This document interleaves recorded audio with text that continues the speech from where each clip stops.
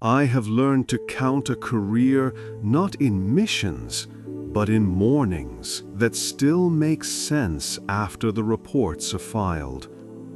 In the year 2131, the morning that brought us to Vela arrived the color of old steel and stayed that way even when the local star climbed. The light there felt preoccupied, as if the day itself were listening for a sound it didn't want to miss. I told myself the sky was honest. I told my hands, which had done this too often to brag, to behave like they'd never been afraid. My name is Morgan Hale, and the few who think they know me call me Keel. Not because I keep ships steady, though I try, but because I'm the part that stays unseen and does its work under weight. The Farwatch was not new, not quiet, and not interested in being admired. She was a ship for people who take notes during storms. Bennett Cole flew her with the hum of an engine that has survived its own obituary. Petra Sloan made tools behave like penitent thieves returning what they stole. Lucian Hart saw through screens to the moods that lived under code. Dr. Etta Monroe carried history like a careful illness, contained, but you remember it when the rain returns.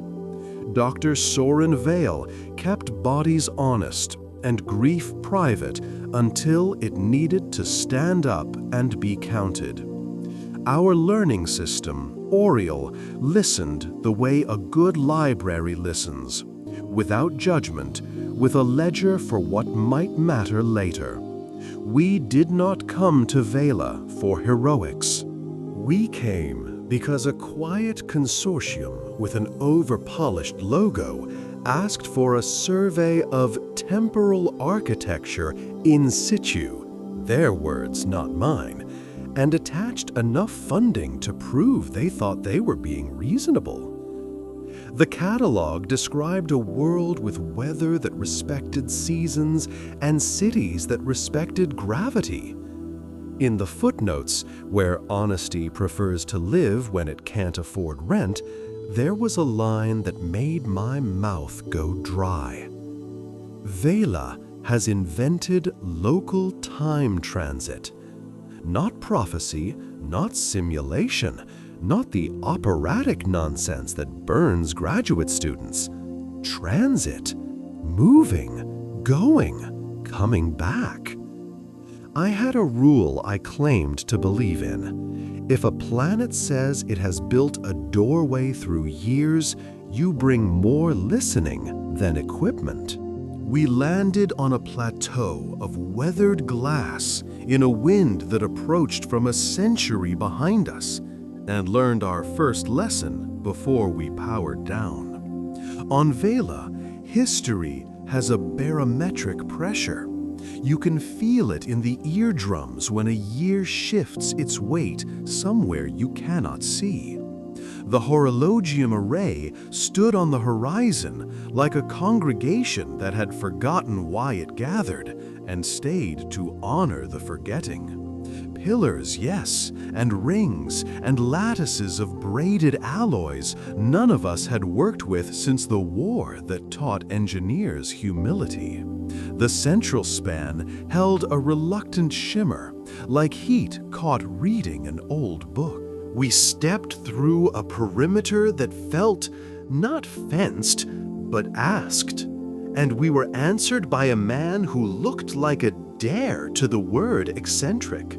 Jonathan Voss wore his hair like a bet he'd won a decade ago and never considered collecting. His coat had pockets that remembered chalk. His eyes contained the polite mania of a person who has convinced a civilization to forgive him because he keeps being right in new and terrifying ways. He did not shake hands. He did not welcome us. He simply stood, as if he had been standing there for a very long time, and said nothing at all, because this is a story without dialogue, and Voss had no patience for theater anyway. He raised one eyebrow like a semaphore flag, and the array woke as if proud of his minimalism. It is possible to fall in love with a machine. I have done it 3 times and paid for it each. The horologium array was not a machine. It was a decision wearing hardware, so the rest of us could stand near it without needing prayer. Voss walked us through a gallery of spines and conductors and latticed vaults that hummed with the ache of being obedient to mathematics. The sound made the Farwatch feel far away. The sound made me think of a train leaving a station I had already decided to miss. I did not ask Voss how it worked, though every muscle in me had been trained to know. I asked myself instead what time would cost us here, and how I wanted to behave around a ledger that could itemize my mistakes. Oriel recorded field values and refused to be impressed, which is the right posture around miracles. Etta, whose posture never tells the room she is smarter than it is, ran fingers along a seam where someone had written a story about a story and then cut the stone to fit. Vela's invention was not a vehicle, it was a permission structure. If you stood where the array told you a seam belonged and carried a credential the array's nervous system recognized, the local physics let you go. Not because you forced them, but because you offered a sequence the world wanted to remember. Their word for it translated best as a chord. They had discovered that the past would open only for the kind of visitor it had already decided to trust. It would do nothing for looters and very little for romantics. It would do a great deal for archivists who meant to repair what cataloging cannot. Jonathan Voss had been the first of his kind to domesticate that permission into routine. He had built his career around the return. It is easy to go. It costs everything to return with something kinder than you brought. On Vela, they had not invented time travel. They had invented a way to make time answer the same question twice and accept the second answer as legitimate. It was as dangerous as it sounds. We signed the necessary papers, which read like recipes for restraint. We placed our palms where the array asked for biographies. The surface warmed under skin, and I thought of childhood winters when my mother would test a kettle the way you test a rumor, with one finger, cautiously optimistic. The array decided we could be trusted with a single seam on a single day with a single intention, to witness, to write, to return. We left our century like you leave the house to fetch something you are certain you forgot, and the past received us with the disinterest of a host who is busy but kind. The air wore a mineral patience. The plateau was smaller, nearer to its own edges. Miles away, a city practiced newness like a sport. The towers were lower, the walls were truer. The wind, not a metaphor now, but a body, moved with a tempo that says, this is how things begin when no one is filming. Etta breathed like a person found by a library. Soren looked down and counted the ways a foot might twist. Bennett tested horizon lines for treachery. Petra smiled, because in every age something breaks, and she considered that a promise. Lucian scanned and found no network and relaxed for the first time in a decade. I stood there and understood that my job, as always, was to pay attention in a way that would be useful later when justification tried to sound like wisdom. Jonathan Voss had a particular way of moving when the past agreed with him. It looked like guilt on vacation. He led us along a line cut into stone by a tool that wanted to be a river. We reached a vestibule that had not yet volunteered to be called holy. On the walls, Vela wrote itself the way a child writes her name, until it is both a word and a hope. I saw images of days that had not survived the future, and days that would not have survived the past if someone had not learned this trick. The array had not been built then. It had been dreamed aloud by people who understood loss and refused to be tidy about it. We spent our first time allotment watching them invent the rules we would later sign. Return within 7 spans, their unit, neither hour nor day. Carry nothing back that erases anyone. Leave a copy where the stone can teach the next visitor it is not alone. They were not noble about it, they were efficient. The first travelers wore the look of people who have been embarrassed into patience by a natural disaster. They toggled between grief and logistics with a grace that made me want to leave them alone with their competence. We came back to our present because the permission ended and because we had done what we were asked, to witness. The array accepted our return as if it had expected nothing else, and yet appreciated that expectation had been confirmed. The moment after, Voss handed us a new credential that had not been on the list. It looked like a coin someone had tried to teach astronomy. Oriel read its surface and found 2 signatures in the weave of the metal. One belonging to now, one belonging to a day 900 years in the array's accounting that had not arrived yet. I did not need to ask how he had acquired it. Jonathan Voss had the look of men who borrow the future and promise to pay it back in charm. What mattered was what it meant. Voss did not just ride the array, he inherited it from himself across attempts. He was carrying messages from a future version of our mission. The coin was a key and a request.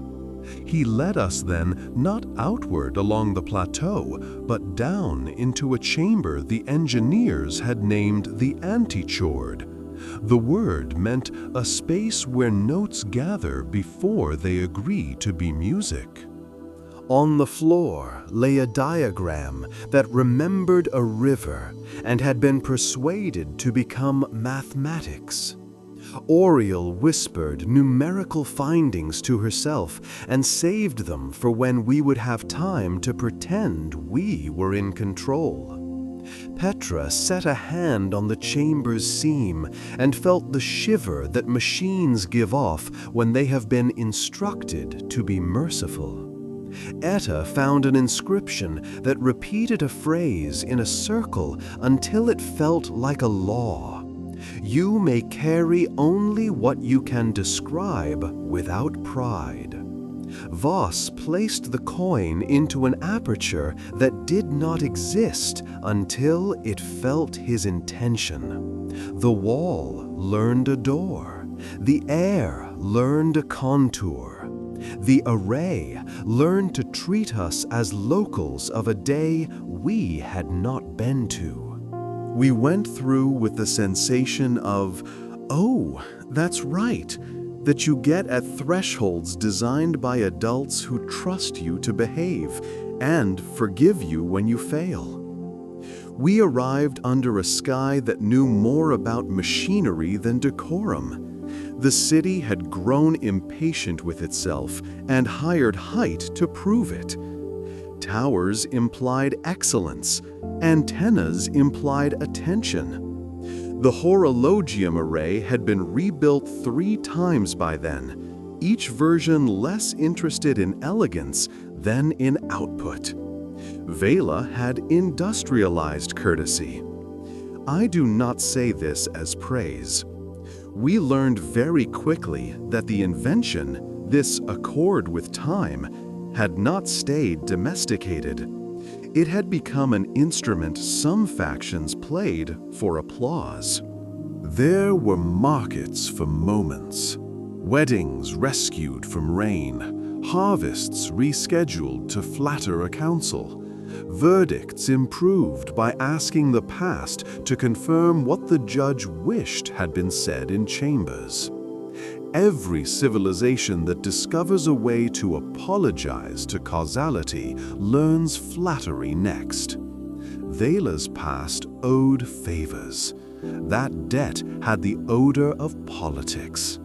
Jonathan Voss carried our coin to an office that pretended to be a museum. The curator wore no badge. The coin was his introduction to himself. On the wall hung a map of seams labeled with names that translated as parable more than topography.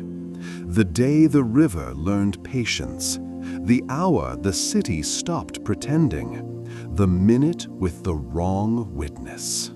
I felt it before the others did, not because I am wise, but because I have spent a career being asked to trade restraint for certainty.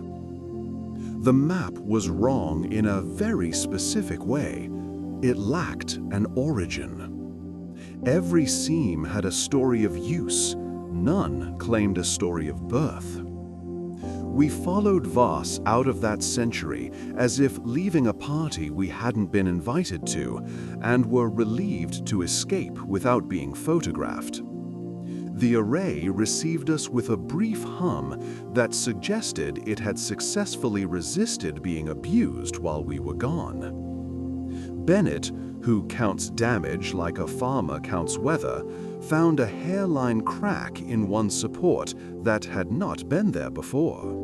He looked at me, not with panic, but with that quiet disappointment pilots feel when gravity's sense of humor grows cruel.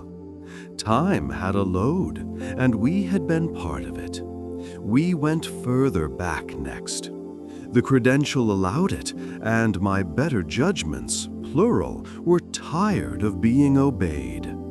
The plateau shrank to a story in stone told near a fire. The city retreated to huts, so careful in their placement you could see the city it would become written in them like an intention. The array was a rumor and a ritual. Vela had not invented time travel. Vela had learned to be embarrassed by forgetting and had built a practice around that embarrassment. Children recited sequences as they carried water. Elders corrected posture and sequence the way a conductor corrects dynamics. When a drought stretched itself thin and lay across the land like a hurt animal refusing to move, they walked the lines cut into stone and asked time to remember how rain arrives. Sometimes the wind obeyed. Sometimes the ground's refusal hardened into policy.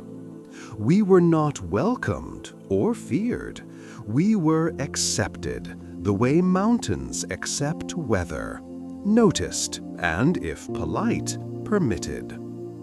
Etta catalogued gestures and built a grammar of asking. Petra catalogued material and built a ledger of what they could work with in grief. Soren catalogued injuries, uncomplaining, and built a quiet list of the small lies the body tells to keep labor from ending when it should.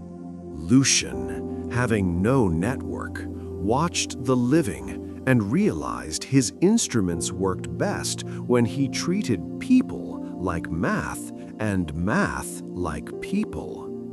Voss stood at the center of a circle of children and set a stone on another stone and looked at me with a posture that meant this is where we start telling the truth. We came back carrying a suspicion that would not let us rest. The array was older than the array.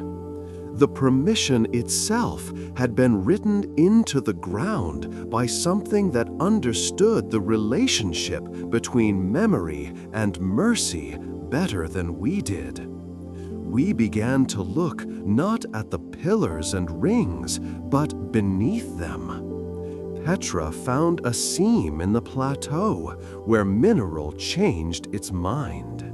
Oriel found a low whisper that repeated the same 3 notes until a 4th arrived when she thought nothing could surprise her. Etta found carvings below carvings, a palimpsest of rules amended by people who had learned to be less certain than their ancestors and therefore kinder. Jonathan Voss, who had the patience of a man who learned patience by failing without witnesses, led us into a chamber so far below the array that the air might have been thinking of becoming stone. There he showed us the true horologium, not a machine, not a ritual, but a reef. Time in Vela had accreted like living limestone around a grain of injury. Age by age, the people taught the wound a better shape. They left layers of practice and apology until the reef could bear weight. They had not invented time travel, they had healed into it. The reef glowed in a language Oriel refused to translate because translation would have insulted it. Voss placed our coin on a lip of petrified intention, and it fit, not because the aperture was made for it, but because the coin had been made for here across several centuries by people who had learned humility the hard way, and were now importing it to us on a schedule the coin kept better than any of our clocks. We went forward next, and then further back, building a map not of dates, but of manners. We watched an empire's capital, taller, sharper, use the array like a mirror that only tells certain truths. We watched rural councils use it the way teachers use recess, reward for completing something difficult that must not be substituted for the thing itself. We watched a long winter end by vote after 3 visits to a seam that specialized in reminding elders how spring behaves. We learned the names of disasters that your world and mine share with boring regularity: greed, weather, pride, plague, bureaucracy with ambition. We learned how Vela had negotiated with each without pretending to be pure. In the far past, where tools were honest and hope was an industry more than a feeling, we found the origin. It had not happened in a laboratory. It had happened in a kitchen, a table, a bowl. A woman who had lost a son, and a daughter who had lost a husband, and a neighbor who had lost an argument with gravity in a quarry, sat together in a room that smelled like onions and wrote a practice. They wrote a simple thing that the array would refine into architecture centuries later. When we forget how to do right by one another, we return to the hour before the forgetting and teach it a better habit. We return not with scolding, but with an offer. Let us try that again with a different attention. They practiced quietly in their own street first, then in the market, then at the river's edge, then in an office where a scribe with a sore hand accepted a better pen, and the better pen wrote the better rule. The reef began that night, a thin layer of remorseless gentleness laid down around an injury the world had not asked for. Every visit after, every return by a person who wanted repair more than victory, added material until the sea of days could not remember how to crush the shore here. We were gone too long on that visit. The array strained kindness into a warning. We returned to our present to find cracks in a pillar, in the budget, in Voss. The man who had seemed invincible because his mania had bureaucratic approval looked tired in a way that money cannot fix.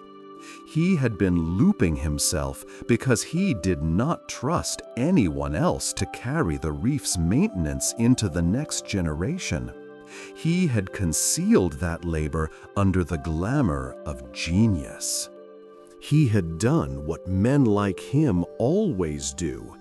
They make themselves indispensable and then mistake that for virtue. We staged an argument without dialogue because a quarrel between professionals does not need words.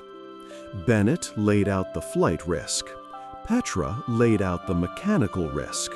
Soren laid out the biological risk. Etta laid out the historical risk of letting a single profile become a religion. Lucian laid out the computational risk of a reef that learned to favor one person's gait over a culture's. Oriel, in the language that systems use when they wish to be tender with their cruelest clarity, laid out the ethical risk. The array had begun to answer to a man. We needed a correction that would not break the reef and would not enshrine Jonathan Voss. The coin gave us a direction. Its second signature, the future one, led not forward as we count, but sideways into a seam we had never been offered. It led us into a day called the hour of unauthored return. We stepped onto the plateau during a storm that did not respect sentiment. The city was older than our present and younger than our patience. The array had been reopened after a scandal I could feel in the way the guards stood to hide their shame with ceremony. We returned to a moment we had never lived and found the future had left us tools. In a storage bay, someone had laid out a kit labeled in a script the reef itself wrote, "The Coffer of Witnesses." Inside sat a set of devices that resembled lanterns more than instruments. They did not measure, they remembered. They bound each use of the array to many hands. No one person's credential could open a scene now. The reef would answer only to committees of strangers and friends who had agreed to behave inside one room. The coffer carried an intention the reef had grown hungry for, consent turned into hardware. We placed the lanterns where the array had learned to forget to ask for company. We placed them in the antechord. We placed them in kitchens with onion scent. We placed them in offices where pens improved rules. We placed one in the tower where Voss had built a private door inside a public one, and locked it with the coin and a story of necessity. The coin refused him after that, except when he arrived with us or with people who did not owe him anything. He broke then, not loudly, not in a way that would make an inexperienced person call for medical help. He sat down on a step carved from the same material as the reef, and cried in the manner of men who have been impersonating endurance for so long they cannot stand their own obedience. Soren put a hand on his shoulder and squeezed, then let go, because we were not there to rescue anyone from consequences. We were there to change how consequences learned to behave. The next phase of our study became maintenance, disguised as curiosity. We worked in spans that would bore a dramatist and satisfy a civil engineer. We watched committees argue better. We watched standards grow teeth. We watched a council decide that some injuries do not deserve the relief of being erased. They deserve monuments and neighbors who know where to place flowers. We watched the reef thicken in directions that did not flatter geniuses. We watched Jonathan Voss become one person among many who could be trusted, and then one person who was trusted to rest. There were surprises I am not done understanding. In one return, we found our own handwriting in a margin of a manual centuries older than our first visit. The words were mine and not mine. Leave the sea its storms. Teach the boats. In another, we discovered a future in which the reef had been declared property, and then declared sacred, and then declared a market. We wrote a warning for that future and placed it under a lamp where a janitor on night shift would read it and become the person who prevented a vote from harming a decade. In another, we watched the reef refuse to open for a woman whose grief had turned into a project so large it threatened to become policy. The refusal was cruel and necessary. She built a hospital instead. The hospital changed the rules for who gets to ask the reef for favors. The reef grew closer to right. In the present, Vela's calendar learned a new holiday, the Day of Many Hands, in honor of the first calibration that used the lanterns. Children paraded with empty frames representing consent. Old men sat on chairs outside and argued whether winter used to know its job better. Bakers adjusted their ovens to a schedule that respected bodies and not just bread. The array hummed less like a solo instrument playing for a rich audience and more like an orchestra tuning for a civic concert no one can afford not to attend. We were asked, official and otherwise, whether we would leave Vela's past alone now that the reef could refuse people like us. We did what professionals do when a place has learned to care for itself. We wrote documentation and left copies in places that do not forget. We taught a class to a room of keepers who looked like my younger self and somehow better. We asked Oriel to braid our recordings into a form that reluctant bureaucrats can absorb without becoming defensive. We built a list of boring rituals that would keep the reef honest. Audit weeks, kitchen practice, the obligation to invite 3 strangers to every credentialed return.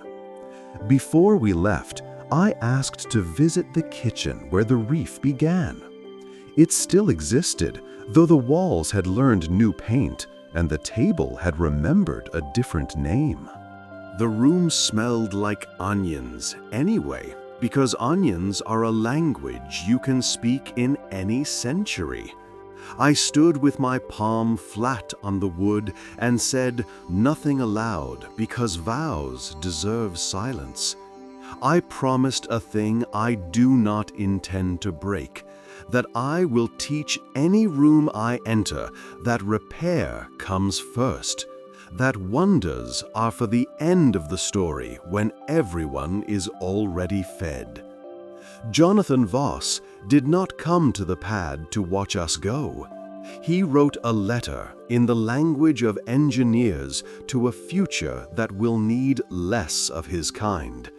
He signed his name below a list of people who would hold the coffer's keys. He went home with no one to perform for. I choose to believe he slept. The far watch rose through air that had learned to respect itself. Bennett leaned on nothing and got everywhere. Petra wrote a maintenance list she would enjoy. Lucian counted down a set of timers that lined up not with minutes, but with meetings we had made possible. Etta closed her notebook and rested her head on it for a moment, a posture that looks like defeat and is actually gratitude. Soren brewed a cup of something he pretends is medicine, and everyone else pretends is coffee. Oriel dimmed the overheads to the shade that invites a debrief without the cruelty of conclusions. I thought then about my nickname, Keel. You are the part under the waterline that holds the whole thing to a course. You do not get applause. You get barnacles and the knowledge that rudders are only as honest as the ballast allows. I thought about time, which is another ocean, and about reefs, which are the patient way oceans tell rocks how to be softer. I thought about Vela's reef, and about the reefs we carry, the practices we accrete around our injuries, so that when we return to the days that hurt us, we return with better habits, and not just better stories. We folded away from Vela with permission we had actually earned. In the quiet afterward, Oriel transcribed a final note into the ship's log in a handwriting I have only seen twice in my life, both times in rooms where something had just decided to become kinder. You may carry only what you can describe without pride. That line will do as a mission patch. That line will keep us honest. There is no monument to us there, nor should there be.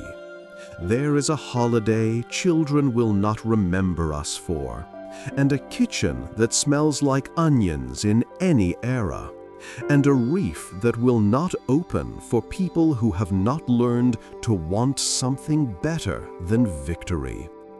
If this sounds sentimental, that is the lazy name for discipline when it chooses to arrive with warmth.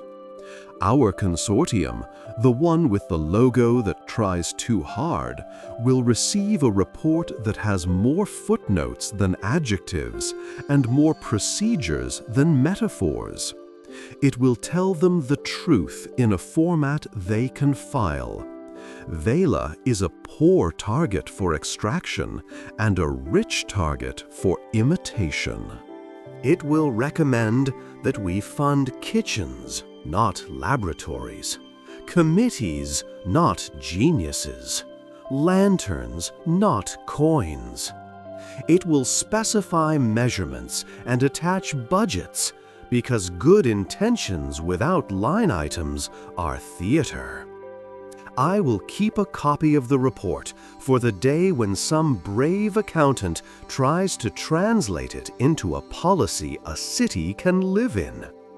I will keep another for myself so I can remember that mornings are on loan and that my job is to return them gently used and better arranged. The Far Watch hums the way a house hums when its people are tired and safe. Bennett sleeps sitting up, which is a vice he claims is a virtue. Petra pretends to read and reads. Lucian talks quietly to a timer because he likes to win small arguments against machines. Etta dreams in maps.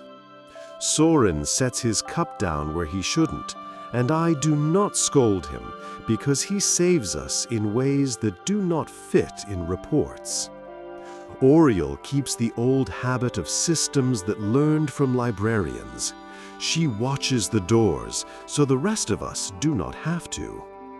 Tomorrow will find us somewhere ordinary, pretending to be difficult. We will be polite to it until it either behaves or teaches us why it cannot. If there is a seam to be entered, we will remember to arrive with lanterns and strangers and a kitchen ritual. If there is a reef to be tended, we will bring notes for the committee and tools for the plumber and a budget for the boring parts. I have been accused of being careful when others thirst for spectacle. That is fine. Care is a spectacle if you stand close enough to see what it costs. On Vela, I learned a correction I did not know I needed. I have been keeping ships on course for a long time and have imagined that the course mattered more than the meeting. The reef knows better. Courses are stories. Meetings are promises. If you must have an ending, hold this instead. A world learned to apologize to its past and built a practice that refused to let apology become a weapon. We visited, took our turn at the broom, and left the kitchen arranged for the next shift. The array still hums. The lanterns still insist. The reef still accrues kindness in shapes that will break any hand that tries to own it. And when I sleep, and I do, some nights I feel the pressure change and know that somewhere a day is learning the trick of answering the same question twice without losing its dignity. I wake grateful to be alive in a time that believes such work is worth doing. I wake knowing that return is the only travel that counts. I am Morgan Hale. They call me Keel. I carry weight where it will do the least harm. I leave places slightly kinder than I found them, or stay until they are. If the hours open, I remember to bring a committee. If the reef refuses me, I thank it for the favor. If the day cracks, I bring lanterns and strangers and write it down so the next traveler will not have to begin by guessing. This is how I measure a career, not by the distance traveled, but by mornings that still make sense. You've been aboard the Far Watch on Stardust Mysteries. New worlds every week. Tap subscribe on the left. Start the next story on the right. Good night, traveler.